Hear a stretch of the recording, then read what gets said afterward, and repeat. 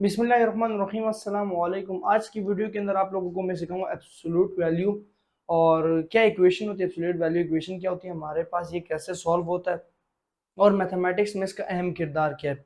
देखिए आप लोगों को मैं एक बात समझा दूं, जब हमारे पास कोई लाइन नेगेटिव होती है ना, कोई ग्राफ के अंदर कोई लाइन नेगेटिव की तरफ जा रही होती है और हमें चाहिए कि वो पॉजिटिव के अंदर होनी चाहिए, सो हम फिर वहां पे एब्सोल्यूट वैल्यू का जिक्र करते हैं और एब्सोल्यूट वैल्यू इक्वेशन को यूज करते हैं।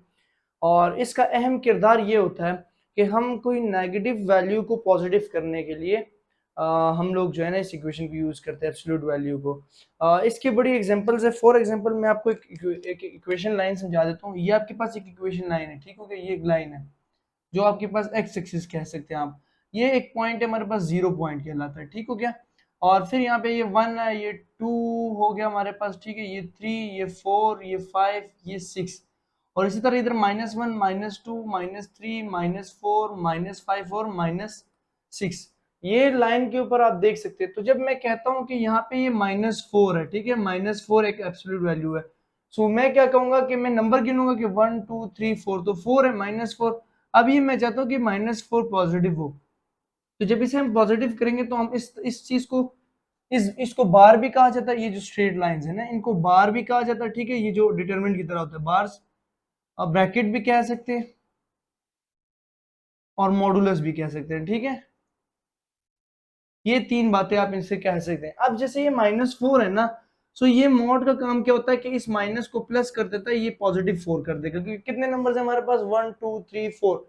जीरो तो खुद में कोई वैल्यू नहीं रखता ना, जीरो हमारे पास डिजिट के बाद की वैल्यू है, लेकिन डिजिट से पहले इसकी कोई वैल्यू नहीं होती।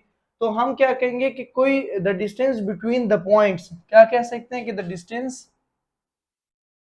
ठीक है, the distance between the points from O to the point, कोई भी पॉइंट मसले हो सकता है। जैसे ओ, ओ कैसे, सॉरी, जीरो, जीरो से फोर तक ये पॉइंट आ रहा है, ठीक हो गया। अगर पॉजिटिव साइड बात की जाए ना, तो पॉजिटिव साइड अगर ये पॉजिटिव फोर है, तो ये फोर का मॉड लेंगे तो इसका आंसर फोर ही रहेगा, ठीक हो गया। मतलब प्लस पे इसका कोई असर नहीं रहेगा, ठीक हो गया। ये हमारे पास एब्सोल्यूट वैल्यू की एक मिसाल होगी। अब आप कह सकते हैं कि अगर हम कोई इक्वेशन को सॉल्व करना चाहे, for example x plus one हम लोग सॉल्व करना चाहते हैं, और यहाँ पे ये मॉड यूज हुआ है, मसलन ये ब्रैकेट्स और ये बार यूज हुई है।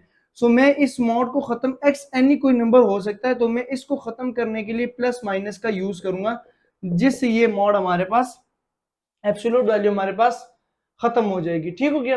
अब ये इसके कॉन्सेप्ट है कि एब्सोल्यूट वैल्यू क्यों यूज होती है, कि हमारे पास कोई नंबर जो होता है नेगेटिव, उसको पॉजिटिव करने के लिए हम लोग यूज करते हैं। फॉर एग्जांपल यहाँ पे माइनस फिफ्टीन है, सो माइनस फिफ्टीन हम लिख सकते हैं फिफ्टीन के बराबर, ठीक हो गया। इसी तरह हम लोग इसको लिख सकते हैं, यहाँ पे माइनस एक्स आना चाहिए था। अगर मैं कहता हूँ कि माइनस एक्स मॉड मॉडुलस या ब्रैकेट्स एक्स, तो हम इसको कह सकते हैं कि एक्स एनी नंबर है हमारे पास। जैसे हम कहते हैं कि फोर है, ठीक हो गया, तो माइनस फोर, जैसे मैंने पहले बताया, फोर आ जाएगा। फिर माइनस फाइव मॉड फाइव आ जाएगा। फिर माइनस सिक्स मॉड सिक्स आ जाएगा, ठीक है। और प्लस में इसका कोई असर नहीं है, मतलब प्लस में यह है कि five mod is equal to, mod खत्म हो गया, ये आ जाएगा, ठीक है। तो ये इसकी एक एब्सोल्यूट वैल्यू की ये मिसालें होती है हमारे पास। अब अगर इसकी एक छोटी मोटी एग्जांपल देखी जाए, जैसे मैं कहता हूँ कि x plus one mod is equal to three, ये मेरे पास है कि इसकी एग्जांपल होगी, ठीक है। इसकी एग्जांपल को समझ लेते हैं। अब आप समझिएगा कि हमारे पास यहाँ पे मॉड यूज हुआ है, तो मैंने जैसे जिक्र किया कि हमारे पास यहाँ पे यहाँ तक आने के लिए माइनस फोर था, तो माइनस फोर के इर्द गिर्द मॉड यूज हुआ और वो प्लस हो गया।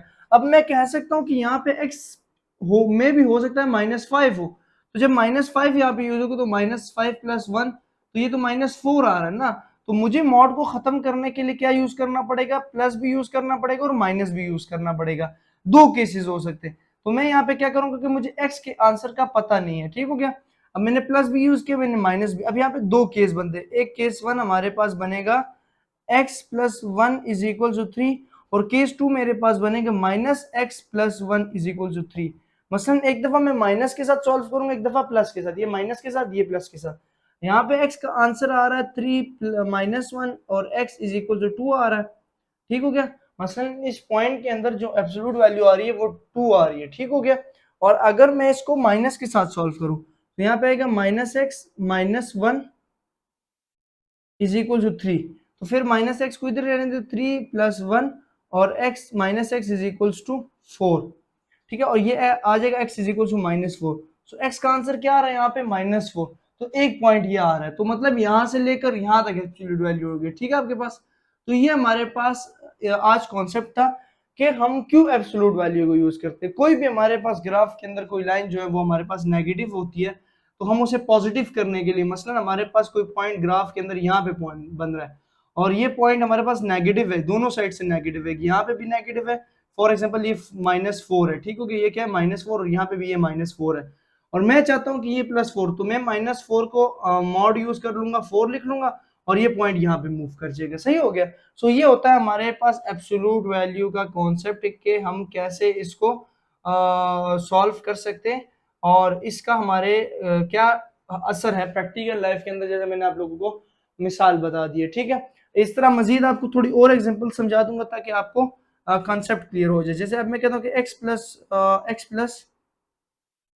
x या इसी तरह कोई वैल्यू सॉल्व कर लेते हैं। जैसे हम कहते हैं कि -100 हो गया, सही है, तो -100 भी आपके पास 100 के अंदर शिफ्ट हो जाएगा।